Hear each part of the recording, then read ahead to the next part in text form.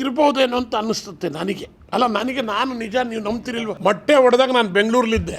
ಮೊಟ್ಟೆ ಹೆಂಗೆ ಹೊಡಿತು ಅಂದರೆ, ಅಲ್ಲ ರೀ, ನಾನು ಇಲ್ಲಿಂದ ನಿಮ್ಗೊಂದು ಮೊಟ್ಟೆ ಹೊಡಿಯೋಕ್ಕಾಗಲ್ಲ ನಿಮ್ಮ ತಲೆಗೆ, ನಿಮ್ಮೆಲ್ಲರನ್ನೂ ಮೀರು ಆ ಕಡೆಗೆ ಬಿಟ್ಬಿಡುತ್ತೆ.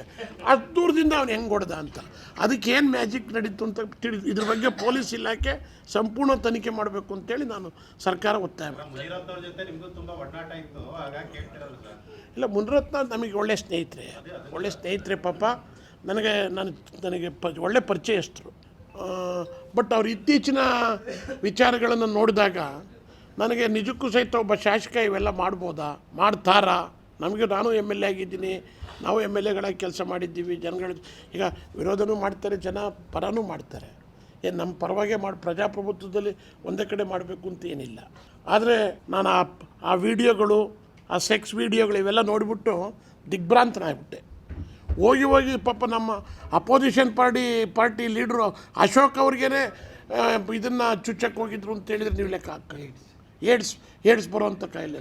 ನೀವು ಈ ಪರಿಸ್ಥಿತಿ ಎಲ್ಲಿಗೋಗಿದೆ ಅಂತ ಲೆಕ್ಕ ಹಾಕಿ.